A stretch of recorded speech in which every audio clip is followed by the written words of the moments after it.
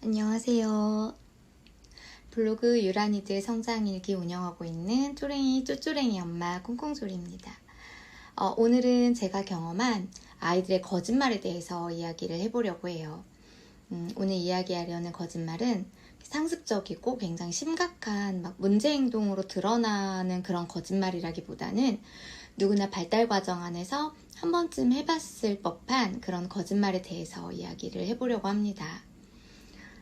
다들 아마 어렸을 때 거짓말 해보셨을 거예요. 물론 안 해보신 분도 계시겠지만 저는 어렸을 때 거짓말 해봤어요.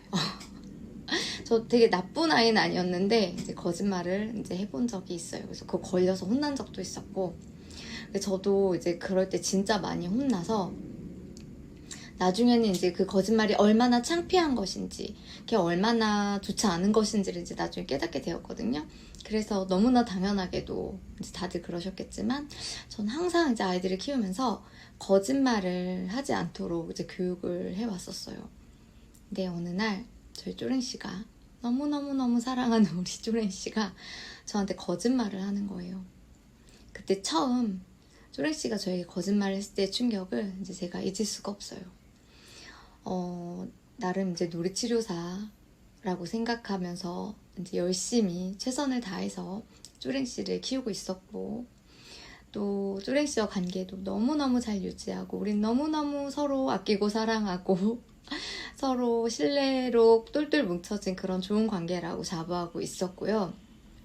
또 이제 그때가 아마 초등학교 저학년이었던 것 같은데요.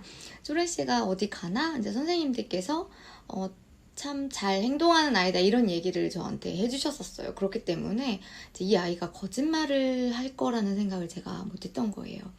그래서 제가 아이의 거짓말을 딱 알아챈 순간 머릿속이 정말 하얘졌었어요. 이제 많은 분들이 아마 그런 얘기 듣고 잘하셨을 거예요. 거짓말이 제일 나쁜 거다. 거짓말은 하지 말아야 한다. 이제 저도 사실 그런 말을 듣고 자랐기 때문에 거짓말이 나쁜 행동의 정말 최고봉같이 느껴졌고요. 그 상황이 정말 제가 너무 참을 수 없게 느껴지는 거예요. 그래서 제가 이제 책 육아도 열심히 하는 엄마잖아요. 그래서 막 책을 막 열심히 찾아보고 이제 보면은 저도 막 문제 행동에 관한 책들이 있는데 찾아보고 이제 막 인터넷을 이제 서칭을 해서 전문가분들이 하신 얘기도 열심히 찾아서 읽어봤어요. 이제 아이들이 거짓말을 하는 이유에 대해서 많은 자료들을 찾아봤는데 좋은 얘기는 하나도 없더라고요. 이유들 중에는 이제 아이와 신뢰가 부족할 수 있다. 그리고 아이에게 엄격한 처벌을 하기 때문에 아이들이 그것을 모면하기 위해 거짓말을 하고 있을 수도 있다.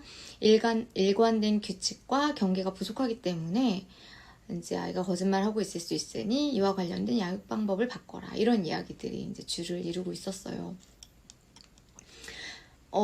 그때만 해도 어쨌든 10년 전쯤이어가지고 또 정보도 그렇게 또 지금보다는 많지는 않았었어요. 그래서 제가 막 너무 고민을 많이 했죠. 상처도 되게 많이 받았어요. 제가 그런 글들을 읽고, 나름 공부하고 전공한 엄마인데, 내가 진짜 열심히 키우는데, 나 우리 애랑 신뢰가 부족하다고 생각해 본 적도 한 번도 없고, 나는 우리 아이를 엄격하게 처벌을 해본 적도 없고, 항상 규칙과 경계를 지켜주고 일관된 양육을 하기 위해 애썼는데 왜 거짓말을 하는 거지? 내가 뭐 잘못한 거지? 막 이런 고민이 엄청나게 시작이 됐었죠.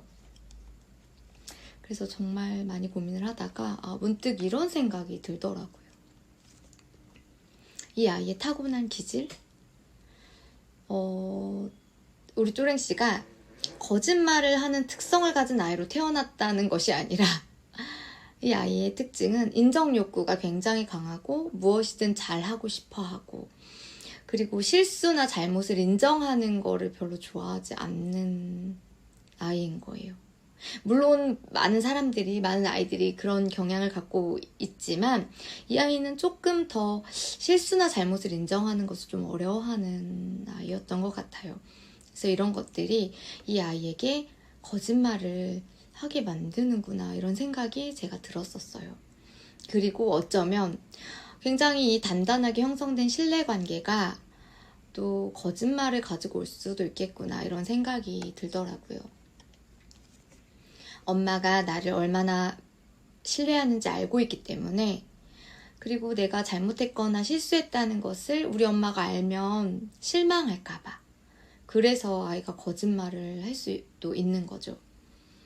그래서 이런 상황들을 제가 이제 고민을 해보다 보니까 아이의 거짓말을 보는 시선이 달라지게 되더라고요. 그리고 나 역시도 뭐 회사에서나 혹은 이제 교수님들 앞에서나 내가 어떤 실수를 했을 때 그것을 내가 인정하는 것이 너무 어려운 거예요. 차라리 그냥 거짓말로 조금 이 상황을 모면하고 싶은 그런 마음이 있는 거예요. 그것은 제가 그분과 뭐 신뢰관계가 없어서가 아니라 내가 너무 나쁜 사람이기 때문에 거짓말을 상습적으로 하는 사람인 것이 아니라 그런 상황에서 제가 이걸 모면하고 싶은 그런 마음이 들었다는 그런 생각이 들면서 이제 아이를 바라보고 아이의 거짓말을 보는 시각이 제가 달라지게 되더라고요. 그래서 이제 아이의 입장에서 생각을 해봤어요. 얼마나 엄마에게 착하고 자랑스러운 아이가 되고 싶었을지, 얼마나 내 잘못을 엄마에게 보여주고 싶지 않았을지, 그렇게 생각을 하고 나니까 아이의 거짓말을 다루는 방법도 달라져야 할 거라는 생각이 들었어요. 이제 그때 했던 거짓말을 제가 말씀을 드려볼게요. 얘가 한 9살쯤이었던 것 같은데요. 신발 가방 안에 우유가 터진 채로 며칠을 그냥 들고 다녀서 이제 우유가 터진 상태에서 치즈 상태가 되어가지고 이게 있는 거예요. 신발 가방 안에. 제가 이제 나중에 이걸 발견하고서는 무슨 일이 있었는지를 묻자 아이한테 내 아이를 제가 혼을 낸 것도 아니고 그냥 물어봤어. 이게 무슨 일이야 쪼랭아? 그랬더니 얘가 이제 그 사이에 머리를 굴린 거죠. 학교 끝나고 집에 오는데 어떤 고등학생 형이 학교 안에서 우유를 밖으로 던져서 자기 가방이 그게 맞아서 그렇게 됐다는 거예요. 근데 이게 말도 안 되잖아요. 우유가 안에서 터졌고 안에 우유 팩이며 다 들어있는데 이게 밖에서 맞아서 터졌다는 게 말이 안 되잖아요. 근데 아이는 그게 통할 거라고 생각을 하는 거예요. 제가 그때 정말 이런 말도 안 되는 거짓말 엄마 믿으라고 하는지 하는 기가 차는 마음이 있었어요. 그래서 사실 아마 가장 쉬운 방법은 너 그게 말이 돼? 너 지금 엄마한테 거짓말이야? 너 엄마 거짓말하지 말라고 가르쳤지? 라고 하면서 아이의 가방을 뒤집어서 아이를 다그치는 게 가장 쉽겠죠. 이게 밖에서 던졌으면 그 형이 무슨 이걸 어떻게 여기 안에 꼬린시켜? 마이클 조단이야? 손흥민이야? 이걸 어떻게 넣어? 이렇게 하면서 아이를 다그치는 것이 가장 어쩌면 쉬울 수도 있겠지만 아이의 입장에서 제가 이제 생각을 해보니까 아마 여러 가지가 마음에 걸렸을 거예요. 학교에서 우유를 받았는데 안 먹었죠. 그게 이제 자기 마음에 걸렸을 거고 분명히 선생님이 우유를 모두 먹고 가라고 했을 거예요. 근데 그걸 가방에 이제 넣고 다니다가 그게 그 안에서 터져버렸잖아요. 버렸어야 하거나 뭔가 처리를 했어야 되는데 그게 또 이제 자기 마음에 걸렸을 거예요. 분명히 이제 우리는 우리 아이들의 행동을 예측할 수 있잖아요. 9살이면 제가 그래도 한 8, 9년을 키웠는데 이 녀석이 분명히 이거를 이제 들고 다니다가 빙글빙글 돌리다가 날렸거나 바닥에 패대기를 쳤거나 깔고 앉았거나 뭐 여러 가지 이유로 우유가 터졌을 거예요. 그러면 저는 이제 이런 상황이 생기면 아이한테 그때그때 엄마가 이거를 해결할 수 있도록 얘기를 해줘라 라고 항상 가르쳐 왔어요. 혹시라도 이제 어렸을 때는 아이들이 실수하는 경우도 있으니까 배변 실수가 생겼거나 그럴 때 엄마가 바로 처리를 할 수 있도록 얘기를 해줘야 돼 라던가 옷에 이렇게 심하게 흘렸거나 이럴 때도 근데 이런 것들도 엄마가 분명히 항상 도와주고 처리해주고 이렇게 얘기하면 다 해줬는데 내가 얘기를 하지 않은 것에 대해서 또 마음에 걸렸을 거라는 생각이 들더라고요.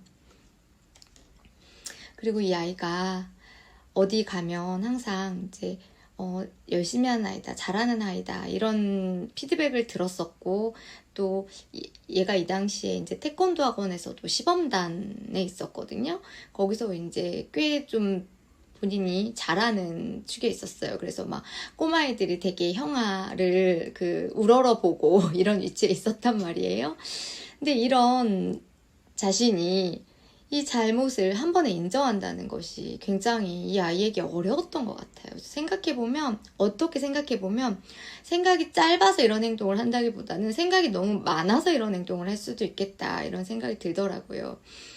그리고 사실 저는 솔직히 말씀드리면 아이들에게 충분히 이런 일들이 일어날 수 있다고 생각해요. 우유 받아서 안 먹을 수도 있고 가방에 넣었다가 빼먹는 거 깜빡해서 어떻게 던지고 하다가 터질 수도 있고 그러다가 뭐 치즈가 될 수도 있고, 저는 이런 일들이 있을 수 있다고 생각하기 때문에 사실 이런 일들로 아이를 잘 혼내지 않았거든요. 저는 그렇게 아이를 막 많이 혼내는 편은 아니었기 때문에 초등학교 저학년 아이라면, 남자아이들이라면 충분히 일으킬 수 있는 사건이라고 이제 생각을 저는 해요.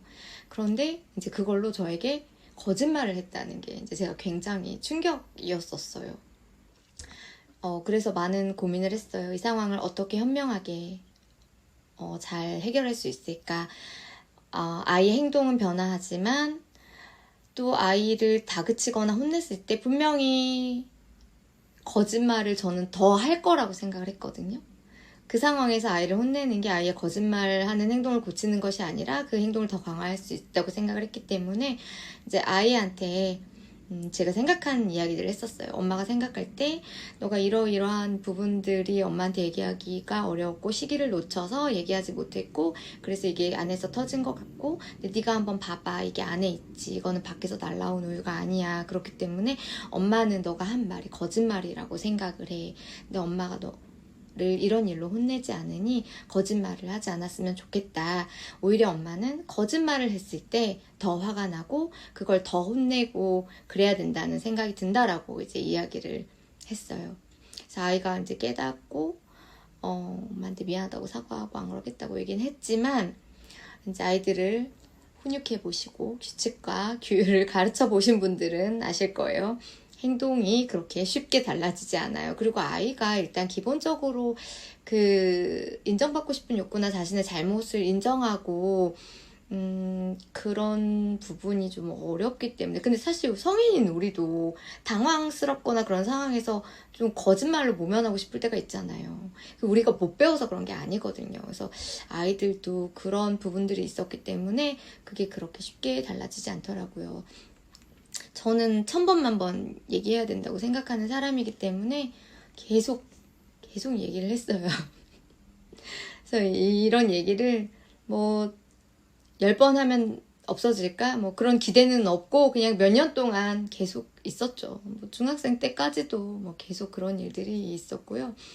그래도 지금은 이제 쪼랭 씨가 저한테 너무 완벽하게 거짓말을 해서 제가 속고 있는 걸 수도 있지만요. 저랑 거짓말로 인해 문제가 생기는 경우는 이제 거의 없는 것 같아요.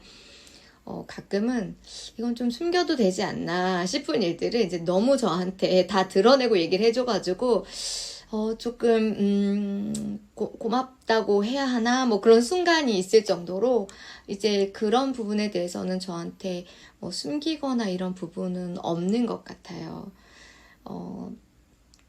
그리고 이제 물론 아이가 이제 언제 어떤 상황에서 또 어떤 행동을 할지 모르기 때문에 사실 우리는 아이에 대해서 장담을 할 수가 없잖아요.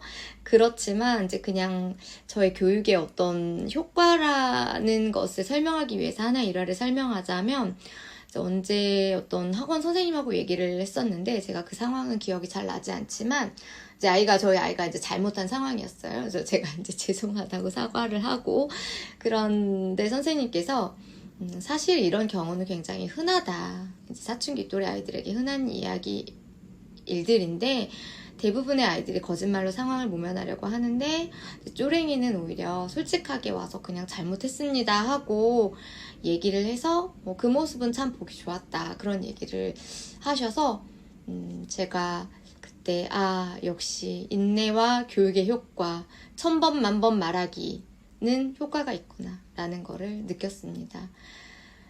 저는 저희 아이들이 매사에 솔직하고 올바른 아이라고 생각하지는 않아요. 사실 저도 매사에 솔직하고 올바른 사람이라고 생각하지는 않아요. 그렇게 살 수 없는 경우들도 있고요. 그렇게 산다는 것이 굉장히 쉬운 일이 아니기도 하고요. 그렇지만 그렇게 살기 위해 노력을 하는 거죠. 그래서 저는 우리 아이들이 그런 아이로 올바르고 매사에 솔직한 아이로 커주기를 바라지는 않지만 그렇게 크기 위해서 노력했으면 좋겠고 자신의 잘못도 좀 인정을 하고 솔직하게 부끄러움을 무릅쓰고 솔직하게 얘기할 수 있는 그런 아이로 커졌으면 좋겠다 이런 생각을 합니다. 아이들이 지금 보여주는 모습이 발달 과정에서 나오는 일시적인 모습일 수도 있고요. 또 가만히 보시면 어떤 분명한 이유가 있을 거예요. 아이가 어떤 문제 행동을 보인다면 그 문제 행동에만 너무 집중하기보다는 그 부분에 대해서 이유를 좀 다각적으로 살펴보시고 적절한 현명한 해결책을 좀 찾아보셨으면 좋겠습니다. 그렇게 해결책을 찾는 것이 어려우시다면 저는 전문가의 도움을 받으시는 것도 추천을 드리고 싶어요. 우리가 아이들을 교육하고 훈육하는 것은 아이가 현재 완벽하고 온전하게 모든 것을 잘하게 하기 위함은 아니라고 저는 생각을 하거든요. 최소한 저는 그래요. 내일은, 모레는, 1년 후에는 지금보다 조금 더 나은 모습이길 바라는 마음에서 이제 저는 교육하고 훈육을 하고 있습니다. 그렇기 때문에 저는 항상 아이의 지금 모습에 너무 매몰되지 않으려고 해요. 그래서 그런 일들로 제 영상을 보시는 많은 부모님들도 너무 괴로워하거나 슬퍼하지 않으셨으면 좋겠어요. 오늘은 내일의 과거일 뿐이고요. 오늘 아이들의 이런 모습은 미래의 발전된 모습을 위한 시행착오일 수도 있다고 이제 생각을 합니다. 물론 아이의 잘못된 행동을 수정해주지 않고 그냥 그대로 간다면 그것은 아이에게 더 나은 미래를 보장할 수 없지만 지금 보여주고 있는 이런 아이들의 잘못된 행동을 잘 잡아주기 위해서 인내하고 노력하고 훈육하시고 교육하신다면 분명히 아이들은 더 나은 모습으로 성장하고 성숙할 수 있을 거예요. 그렇게 아이들을 키워내기 위해서 노력하고 계신 모든 부모님들을 오늘도 응원하고요. 우리가 그렇게 성장했듯이 우리 아이들도 실패와 시행착오를 통해서 점점 성숙하고 성장해 나갈 것입니다. 오늘도 저 영상 함께 해주셔서 감사하고요. 긴 연휴 모두 행복하게 보내시고 우리 다음 시간에 또 만나요. 감사합니다.